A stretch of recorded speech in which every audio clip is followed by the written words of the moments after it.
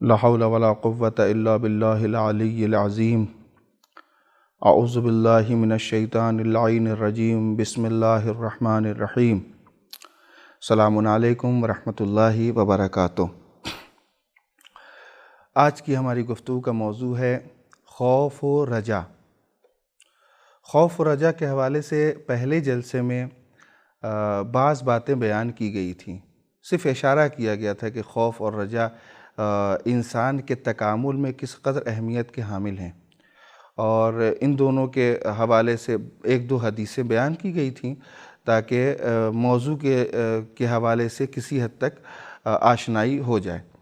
بہت اجمالی گفتگو تھی، اس لیے ضروری ہے کہ خوف اور رجا کے اوپر ایک تفصیلی گفتگو کی جائے۔ عام طور سے ہمارے معاشرے میں خوف اور رجا کے اوپر گفتگو کم ہوتی ہے، اور یہ ان دونوں کا مفہوم بہت زیادہ واضح نہیں ہو پاتا کہ خوف کیا ہے، کب ہے، اور قرآن حدیث میں اس کی کیا اہمیت بیان کی گئی ہے، یا مثلا خوف ہے تو پھر رجا کیوں ہے، امید کیوں ہے، اس کی کیا ضرورت تھی۔ ایک طرف خوف بھی ہے، ایک طرف امید بھی ہے، ان دونوں میں آپس میں میل کیا ہے، ایک دونوں کا رابطہ کیا ہے۔ ایسے بہت سے سوالات ہیں جو عام طور سے ہم لوگوں کے ذہن میں آتے ہیں، ابھرتے ہیں، تو ضرورت اس بات کی محسوس ہوئی کہ خوف اور رجا کے اوپر تفصیل سے گفتگو کی جائے، اور قرآن و حدیث میں ان دونوں کے مفاہیم کو، اہمیت اور عظمت کو، اور ان دونوں کی افادیت کو بیان کیا جائے۔ سب سے پہلے ہم شروع کرتے ہیں خوف کے حوالے سے، کہ خوف کے موضوع پر مقدماتی گفتگو کی جائے، اور پھر راہ تکامل میں اس کا کیا ربط ہے۔ خود ائمہ طاہرین نے خوف کے حوالے سے کیا کردار پیش کیا ہے، آیا وہ بھی خوفزدہ رہتے تھے یا نہیں رہتے تھے، دوسرے بہت سے مباحث جو اس کے ذیل میں بیان کیے جائیں گے۔ خوف کے بعد انشاءاللہ رجا کے اوپر تھوڑی بہت گفتگو کی جائے گی۔ خوف کیا ہے؟ عام طور سے ہمارے معاشرے میں رائج ہے کہ خوف کیا، خوف ڈر سب جانتے ہیں، یعنی ڈرنا، خوف زدہ ہونا یعنی ڈرنا کسی چیز سے۔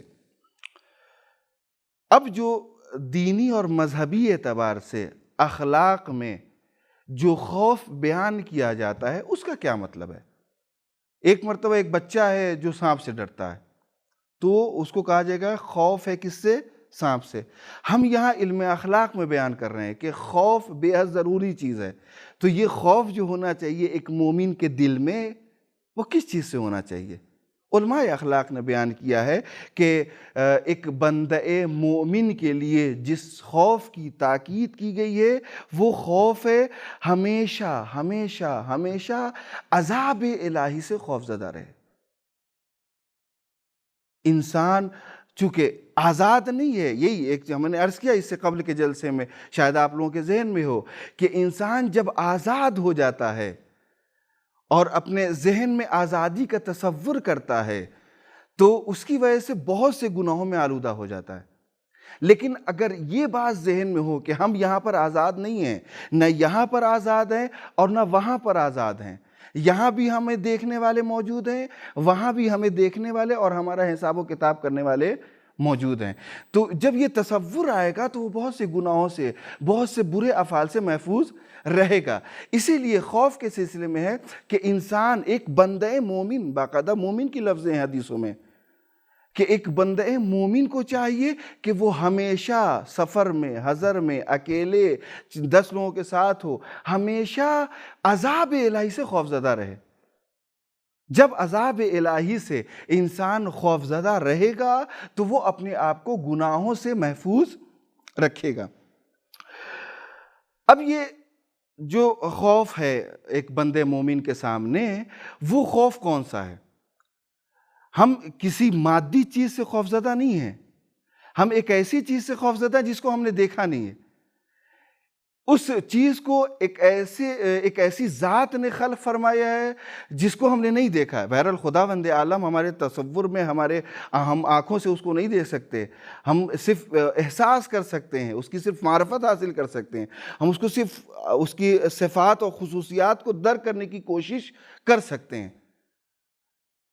خوف کے لیے ضروری ہے کہ ابھی ہم انشاءاللہ آگے بیان کریں گے کہ یہ خوف جو ہے وہ ایسا نہیں ہے جیسے ہم ایک سانپ سے ڈرتے ہیں، یا ہم مثلا کسی ڈراؤنی چیز سے ڈرتے ہیں، یا مثلا ہم چاقو سے یا مثلا دوسری چیزوں سے ڈرتے ہیں۔ جی نہیں، یہاں جو خوف ہے وہ احترام کا مفہوم لیے ہوئے ہے۔ وہ ڈرنا ایسے نہیں ڈرنا ہے کہ ہم عام طور سے جیسے مادی چیزوں سے یا دوسری چیزوں، یہ نہیں، خداوند عالم کے لیے خوف کا ہم تصور کر رہے ہیں۔ خداوند عالم کے لیے خوف کا تصور کیا مطلب؟ یعنی خداوند عالم کے احترام میں اس کی عظمت اور اہمیت کا اعتراف کرتے ہوئے ہم کس سے ڈر رہے ہیں؟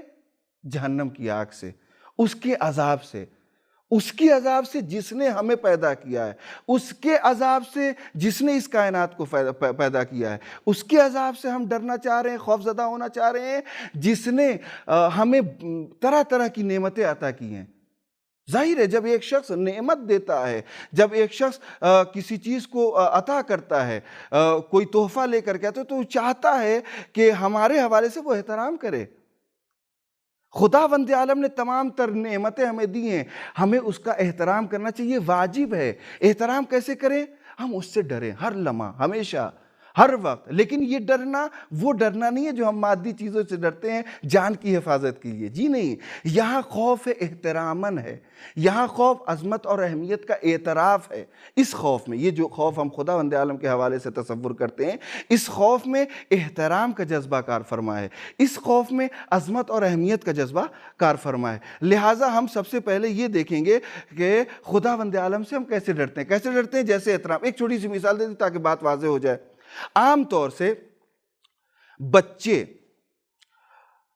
یا مثلا جو جوان ہیں، نوجوان ہیں، وہ اپنے والدین سے خوف زدہ رہتے ہیں۔ اب یہ کوئی یہ نہیں کہہ سکتا کہ نہیں ہم تو اپنے والدین سے خوف زدہ نہیں رہتے۔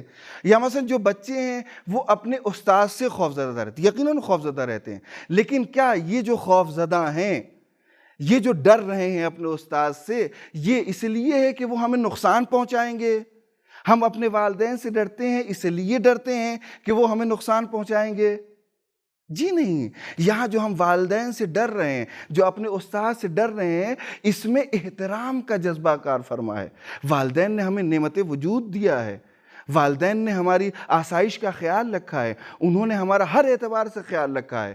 ہمیں کچھ نہیں تھا ہمارے پاس، ہم صرف اور صرف ان کے بھروسے تھے، انہوں نے ہمیں ہر چیز دی ہے۔ لہٰذا ان کے حوالے سے ایک احترام کا جذبہ ہے، اس احترام کے جذبے کے تحت ہم ان سے خوف زدہ رہتے ہیں۔ یہ خداوند عالم سے جو ہم خوف زدہ ہیں، جو ڈر رہے ہیں، یا ایک بندے مومن کے صفات کے ذیل میں جو خوف ہم پیش کرنا چاہتے ہیں، وہ خوف یہی ہے کہ ہم خداوند عالم کا احترام کرتے ہیں، اس کی عظمت اور اہمیت کا اعتراف کرتے ہیں۔ ہم یہ اعتراف کرتے ہیں اپنے وجود کے ذریعے سے، اپنے پورے وجود کے ذریعے سے، کہ اس نے ہمیں پیدا کیا ہے، لہٰذا وہ ہمارے اوپر حق رکھتا ہے۔ حق کیسا رکھتا ہے؟ کہ ہمیں گناہوں سے دور رکھے۔ گناہوں سے دور کیسے رہیں گے؟ جب اس نے جو عذاب معین کیا ہے، اس عذاب سے ہم ہمیشہ ڈرتے رہیں۔ یہ ہے خوف کا تصور۔ میرے خیال سے خوف کے حوالے سے اتنی وضاحت کافی ہے، اور انشاءاللہ یہ ایک چھوٹی سی مثال ہے بہرحال کہ جس طریقے سے ایک بچہ اپنے والدین سے ڈرتا ہے، جس طریقے سے ایک بچہ اپنے استاد سے ڈرتا ہے، اسی طریقے سے احتراماً ڈرتا ہے، وہ عظمت کی بنا پر ڈرتا ہے۔ یہ ایک چھوٹی سی مثال ہے بہرحال تاکہ ذہن قریب ہو جائے کہ یہ جو خوف یہاں پر بیان کیا جا رہا ہے وہ خوف کیسا ہے۔ جس طریقے سے ایک بچہ اپنے استاد سے ڈرتا ہے، اسی طریقے سے ایک بندے مومن کو بھی اپنے امور میں اپنے پروردگار سے خوف زدہ ہونا چاہیے کہ کہیں ہم سے لغزش ہو جائے اور وہ ہمیں اپنے عذاب میں مبتلا نہ کر دے۔ خوف کا مفہوم واضح ہونے کے بعد آئیے دیکھیں کہ قرآن کریم میں خوف کی کیا اہمیت بیان کی گئی ہے اور خوف کے حوالے سے تاکید کیا کی گئی۔ صرف ایک آیت، چونکہ ابھی رجا کے اوپر بھی گفتگو کرنی ہے، لہٰذا صرف ایک آیت نمونے کے طور پر بیان کر دیا جائے کہ خداوند عالم فرماتا ہے سورہ اعراف کی 56ویں آیت میں، لا تفسدوا فی الارض بعد اصلاحہا، زمین کے اوپر اصلاح کے بعد فساد برپا نہ کرو، وَأَدْعُوا خَوْفًا وَطَمْعًا أَنَّ رَحْمَتَ اللَّهِ قَرِيبٌ مِّنَ الْمُحْسِنِينَ، اور خداوند عالم کو عذاب کے خوف سے اور رحمت کی آس لگا کر اس کو بلاؤ، اس کی بارگاہ میں دعا کرو، عذاب کے خوف سے اور رحمت کی آس لگا کر کے اس کی بارگاہ میں اسے پکارو، اس سے دعا کرو، بے شک دعا مانگو گے تو نیکی کرنے والوں سے خداوند عالم کی رحمت یقیناً قریب ہے۔ جب ایک بندہ مومن خداوند عالم کی بارگاہ میں اس کے عذاب کے خوف سے اور رحمت کی آس میں دعا کرتا ہے تو خداوند عالم اپنی رحمت اور اپنی مغفرت اس کے شامل حال کرتا ہے۔ یہ ایک وسیع مفہوم ہے اس آیہ کریمہ میں خوف کی لفظ استعمال کی گئی۔ اس سے پتہ چلتا ہے کہ قرآن کریم میں جو خوف ہے وہ خوف کسی اور چیز کے لیے نہیں ہے بلکہ عذاب الہی کے لیے خوف زدہ کرنا مقصود ہے، کہ خداوند عالم چاہتا ہے کہ ایک بندہ مومن جو اس کائنات میں ہے وہ بہت زیادہ اپنے آپ کو آزاد تصور نہ کرے، بلکہ یہ بات ذہن میں رکھے کہ ہم نے اسے پیدا کیا ہے، اسے پلٹ کر کے ہمارے پاس آنا ہے، لہٰذا جب زندگی گزارو، جب اس کائنات میں تم زندگی گزارو تو اس بات کا احساس تمہیں رہے کہ تمہیں واپس آ کر کے ایک مرحلہ طے کرنا ہے۔ ہو سکتا ہے تمہارے اعمال برے ہوں اور میں تمہیں اپنے عذاب میں مبتلا کر دوں، لہٰذا خوف ہو کس سے؟ عذاب الہی سے، آس ہو کس سے؟ رحمت الہی سے۔ یہ دونوں چیزیں جب اعتدال کے مرحلے میں ہوتی ہیں تو انسان اپنی زندگی میں کامیاب و کامران اور منزل کمال پر فائز ہو جاتا ہے۔ لہٰذا اس آیہ مبارکہ میں بھی خوف کی تاکید کی گئی۔ اسی کے علاوہ بہت سی احادیث میں بھی خوف کے حوالے سے گفتگو کی گئی ہے کہ خوف کیا ہے اور خوف کی تاکید اگر جو کی جا رہی ہے وہ کیوں کی جا رہی ہے اور اس کا فائدہ اور اس کی اہمیت کیا ہے۔ ایک حدیث میں رسول اکرم صلی اللہ علیہ وسلم فرماتے ہیں لا یزال المؤمن من خائفا من سوء العاقبہ، مومن ہمیشہ اپنی عاقبت خراب ہونے سے ڈرتا ہے۔ ایک بندہ مومن ہمیشہ اپنی عاقبت خراب ہونے سے ڈرتا ہے، یہاں تک کہ نزاع کا وقت ہو جاتا ہے۔ نزاع یعنی وقت احتضار، جو آخری وقت، مرنے کا جو آخری وقت ہوتا ہے اس کو وقت احتضار کہتے ہیں، نزاع کا وقت کہتے ہیں۔ یہاں تک کہ نزاع کا وقت آ جاتا ہے اور ملک الموت اس کی روح قبض کر کے چلا جاتا ہے۔ انتہائی اہم حدیث ہے۔ ایک بندہ مومن اپنی عاقبت خراب ہونے سے ڈرتا ہے۔ عجیب مرحلہ ہے، آخری وقت ہے، آخری وقت میں وہ اپنی عاقبت خراب ہونے سے کیوں ڈر رہا ہے؟ اس لیے کہ ہو سکتا ہے یہ جو خوف ہے، ہو سکتا ہے آخری وقت نہ ہو اس کے ذہن میں، وہ عذاب الہی سے خوف زدہ نہ ہو اور اس کا ذہن، اس لیے کہا گیا ہے، بہت سے واقعات ایسے ملے ہیں کہ آخری وقت انسان کو اپنا محفوظ رکھنا چاہیے۔ ایسا نہ ہو کہ شیطان آئے اور آخری وقت میں بہکا دے اور وہ کلمہ جاری کرنے سے یا دوسرے ایسے اعمال جو بے حد اہم ہے اس کو انجام دینے سے رک جائے۔ بہت سے لوگ ہیں جو پوری زندگی نیک اعمال کرتے رہے، آخری وقت میں خواہشات کی وجہ سے یا غفلت کی وجہ سے یا دوسری بہت سی چیزوں کے آخری وقت میں وہ اپنا ایمان محفوظ نہیں رکھ سکے، اس لیے انہوں نے اپنی دنیا بھی خراب کی اور اپنی آخرت بھی خراب کی۔ اسی لیے کہا گیا ہے کہ ایک بندہ مومن اپنی عاقبت خراب، عجیب حال ہے، یہاں پر کہا گیا ہے کہ اس نے دنیا اپنی باقاعدہ سنواری، ایک بندے مومن نے خداوند عالم کی اطاعت میں گزاری ہے، اس نے سب کچھ اس نے باقاعدہ انجام دیا، واجبات کو انجام، اس کے باوجود وہ بندہ مومن اپنی عاقبت خراب ہونے سے ڈر رہا ہے۔ وجہ کیا ہے؟ وجہ یہی ہے کہ اسے اس بات کا ڈر ہے، خوف ہے کہ کہیں میں عذاب الہی میں مبتلا نہ ہو جاؤں، ابھی کوئی ایسا عمل میں انجام دوں جو خداوند عالم کی نظر میں پسندیدہ نہیں ہے، اور اسی عالم میں میرا انتقال ہو جائے، میں مر جاؤں اور اس کی تلافی نہ کر سکوں جو ناپسندیدہ عمل ہم سے صادر ہوا ہے۔ اس سے ڈرتا ہے وہ۔ اب چونکہ وقت نہیں ہے توبہ کا، کہ ایسا نہ ہو کہ ایسا کچھ ہم سے صادر ہو کہ میں اس عمل کی توبہ نہ کر سکوں، اور خداوند عالم اس نازیبا عمل کی وجہ سے، اس گناہ کی وجہ سے مجھے اپنے عذاب میں مبتلا کر دے۔ اس لیے ایک بندہ مومن خداوند عالم کے عذاب سے ڈرتا اور خوف زدہ رہتا ہے۔ بہت سی حدیثیں اور بھی ہیں جس میں خوف کی تاکید کی گئی ہے، خوف کی اہمیت کو بیان کیا گیا ہے۔ ایک صرف اشارہ کر دوں تاکہ کسی حد تک بات مکمل ہو جائے۔ ایک دوسری حدیث میں امام جعفر صادق علیہ السلام فرماتے ہیں کہ من عرف اللہ خاف اللہ، بہت عمدہ حدیث ہے، اور اس کا وسیع اس کا جو دامن ہے وہ بھی بہت زیادہ وسیع ہے۔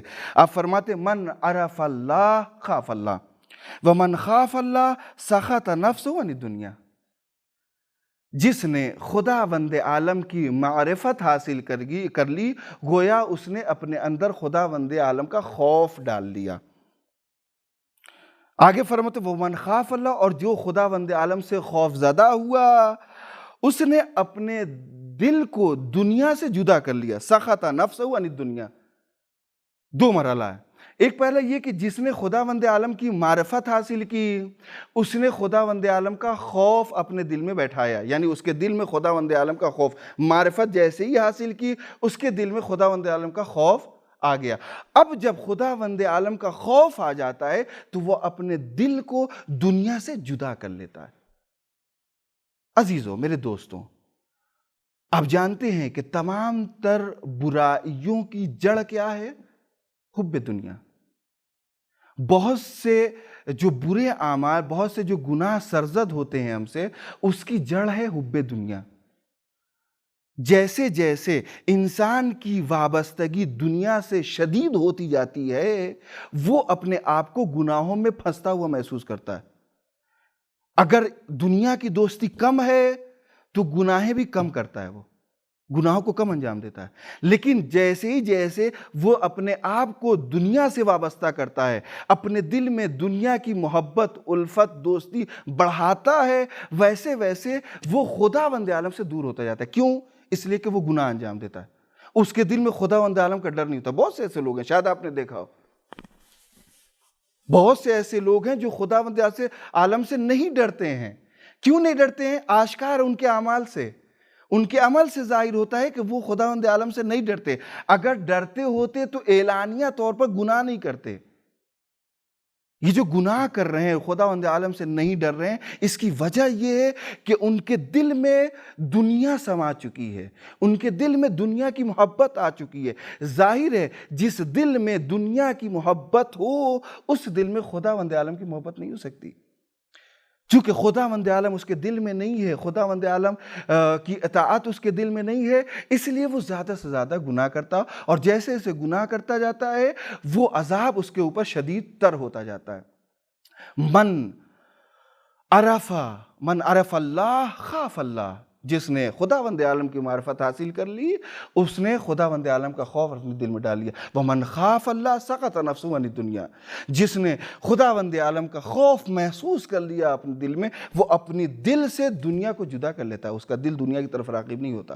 اور گناہوں کا جو مخزن ہے وہ ہے حب دنیا۔ بہت سے علماء عرفان نے بھی، علماء اخلاق نے بھی اس بات کی تاکید کی کہ اپنے دل کو دنیا سے وابستہ نہ کرو، اس لیے کہ جب دنیا سے وابستہ ہو جائے تم خوف زدہ نہیں رہو گے کسی چیز سے۔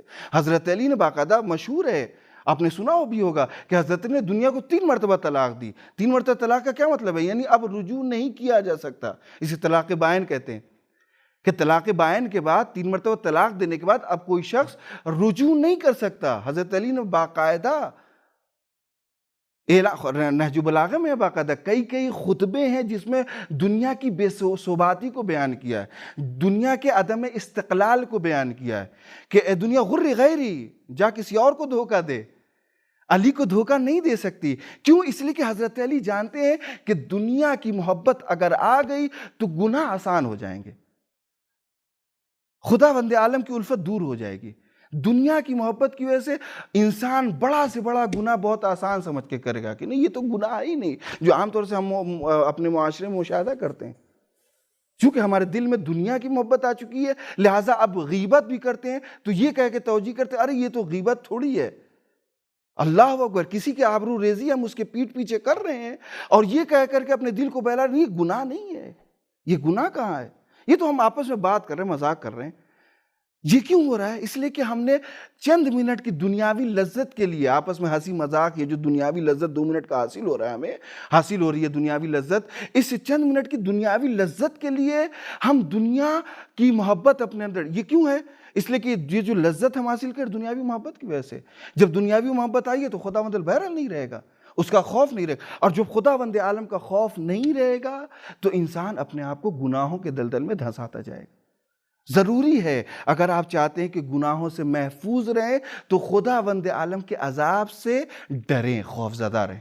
جب خداوند عالم کے عذاب سے ہم ڈریں گے، خوفزدہ رہیں گے تو ہم دنیا سے دور رہیں گے، گناہوں سے دور رہیں گے. ائمہ طاہرین کی زندگی دیکھیے، ابھی صرف حضرت علی کے حوالے سے اشارہ کیا، حب دنیا کے حوالے سے. ائمہ طاہرین نے باقاعدہ اپنی زندگی میں اس بات کو آشکار کیا ہے، عملی درس دیا ہے انہوں نے، خوفزدہ ہو کر. کس سے خوفزدہ ہو کر کے؟ خداوند عالم سے خوفزدہ ہو کر کے. اپنی زبان سے، اپنے عمل سے آشکار کیا ہے کہ دیکھو اگر تم چاہتے ہو کہ دنیا میں اور آخرت میں کامیاب ہو جاؤ تو خداوند عالم سے خوفزدہ رہو. خداوند عالم کا خوف جب دل میں آئے گا تو انسان گناہوں سے محفوظ رہے گا، انسان آلودگیوں سے محفوظ رہے گا، انسان کثافتوں سے محفوظ رہے گا. حب دنیا انسان کے لیے زہر حلاحل ہے.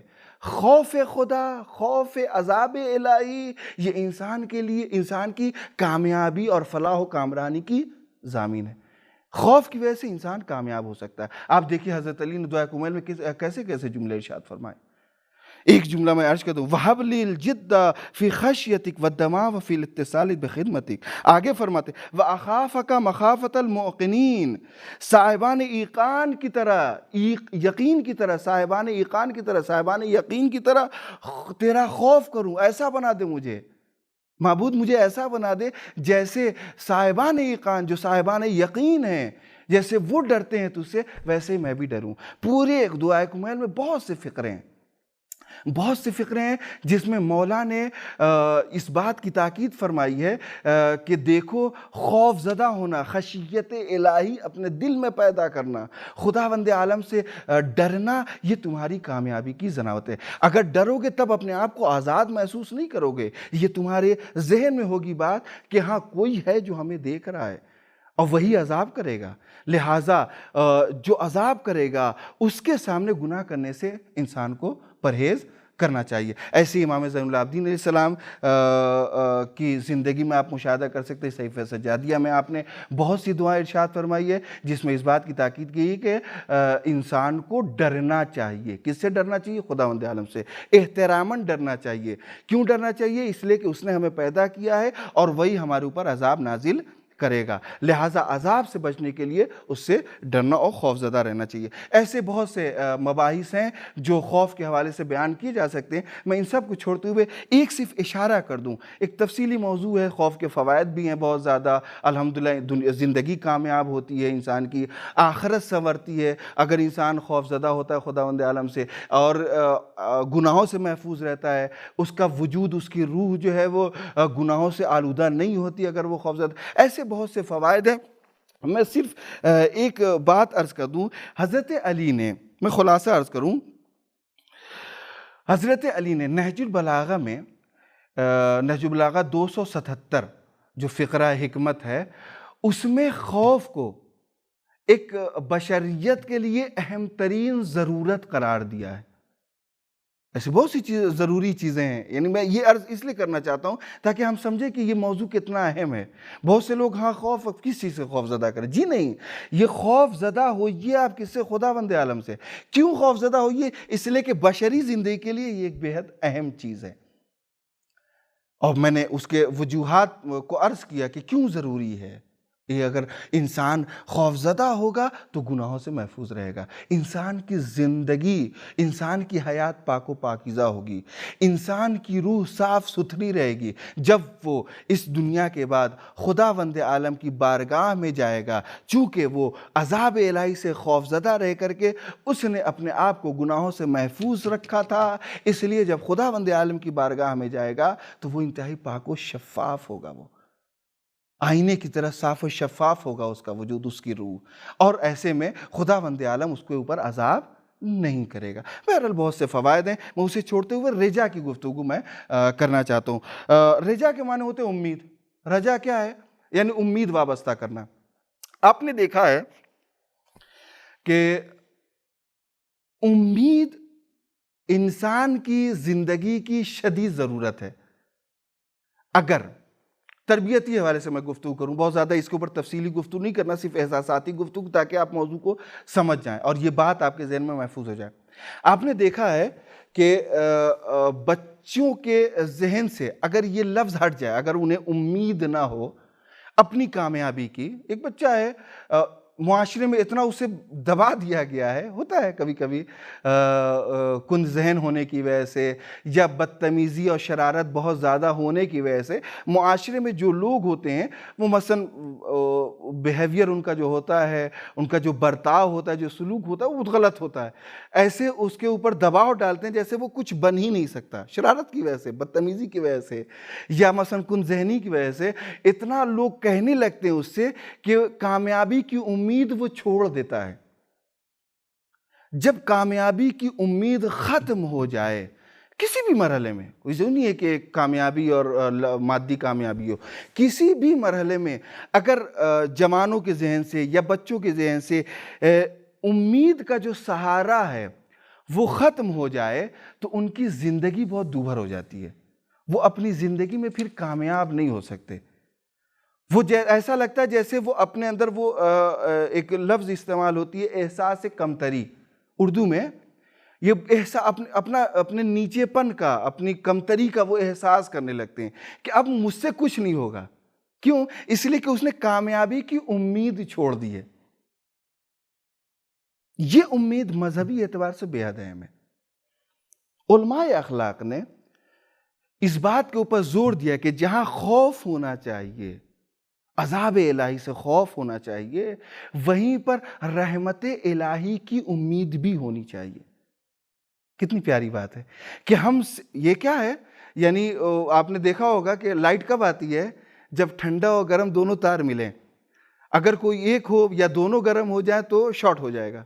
یہ شاید اب ذہن کو قریب کرنے کے لیے، بہرحال یہاں مثال یہ دینا شاید مناسب نہ ہو، لیکن ذہن کو قریب کرنے کے لیے میں عرض کر رہا ہوں کہ جس طریقے سے یہ دونوں ٹھنڈا اور گرم تار لائٹ کی پیدائش کے لیے ضروری ہے، ویسے ہی انسان کی کامیابی کے لیے جہاں خوف ضروری ہے وہیں پر رحمت الہی کی امید بھی بہت زیادہ ضروری ہے.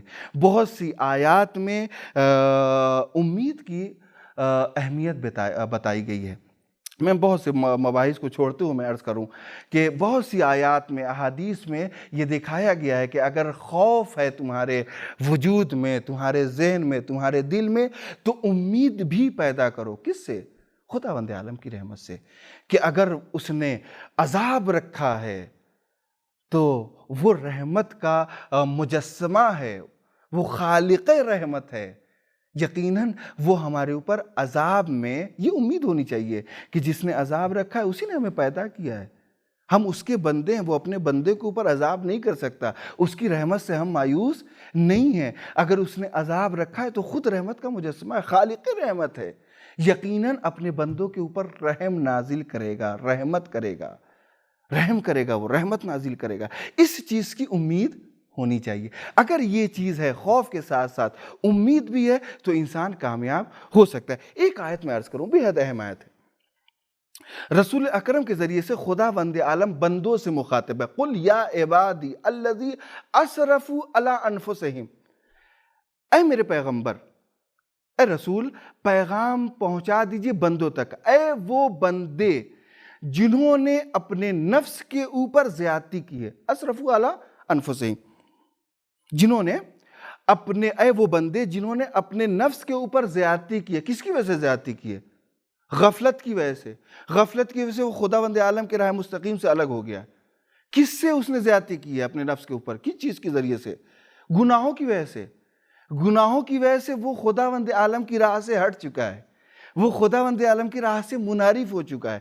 اب یہ زیادتی کی ہے، لیکن اس زیادتی کی وجہ سے وہ مایوس نہ ہو کہ اب میں زندگی میں کامیاب نہیں ہو سکتا.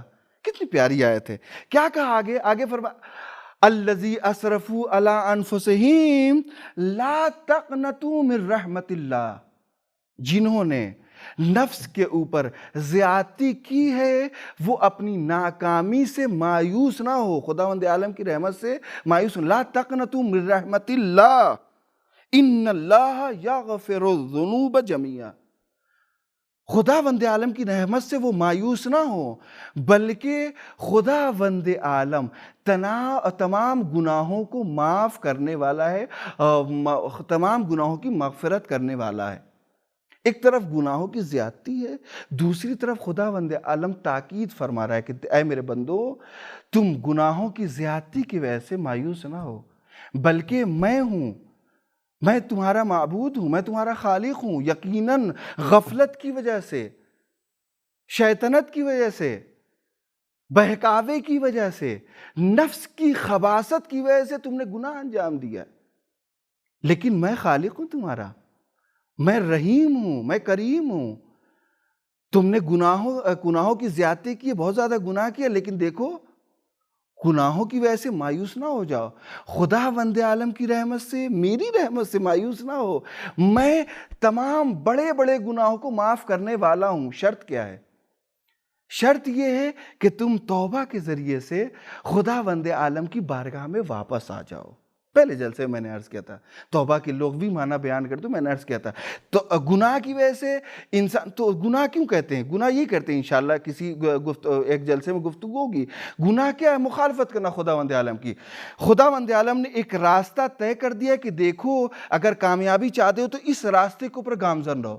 اب یہ گناہ کی وجہ سے اس راستے سے منحرف ہو گیا، الگ ہو گیا.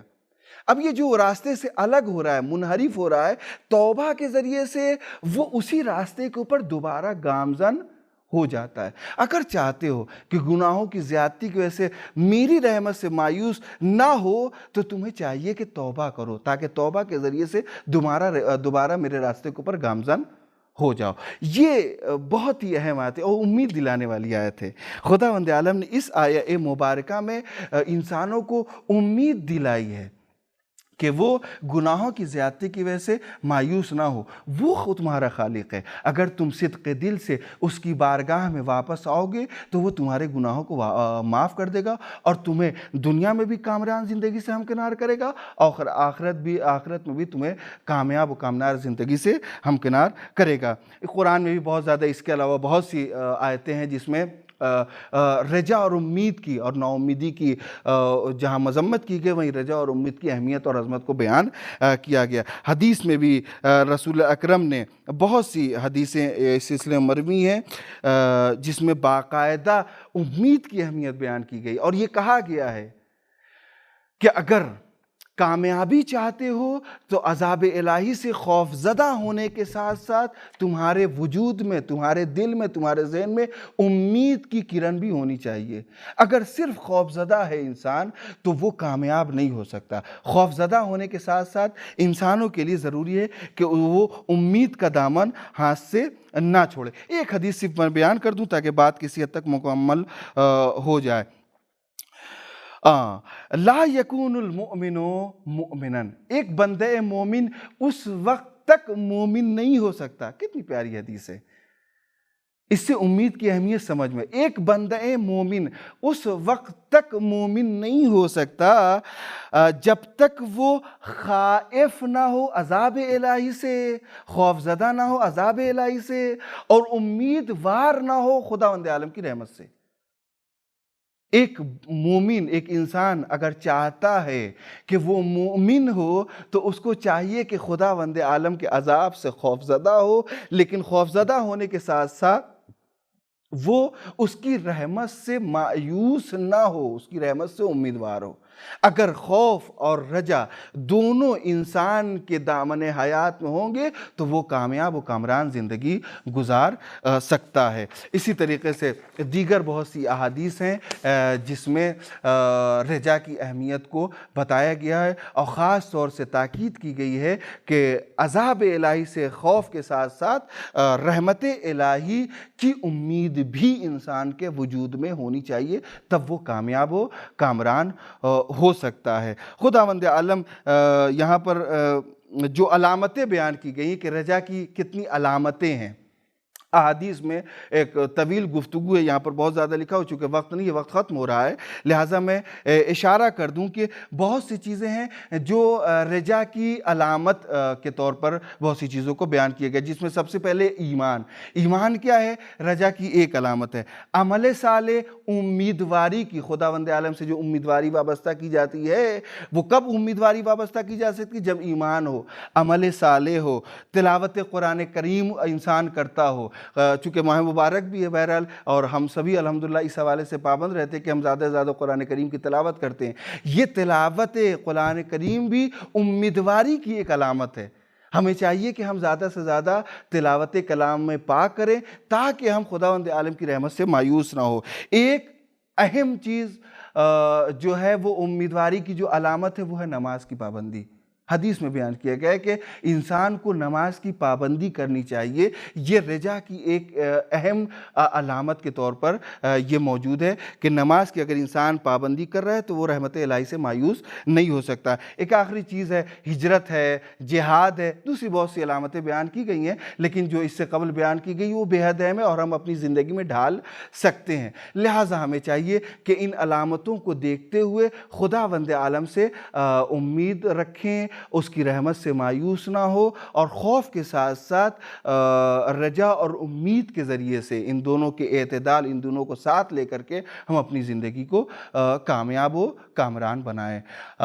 خداوند عالم سے آخر میں دعا ہے، معبود ہمیں اپنے عذاب سے خوفزدہ رہنے کی توفیق کرامت فرما، اور اپنی رحمت سے، اپنی الفت سے، اپنے لطف و کرم سے ہمیں نا امید نہ فرما۔ والسلام علیکم ورحمۃ اللہ وبرکاتہ۔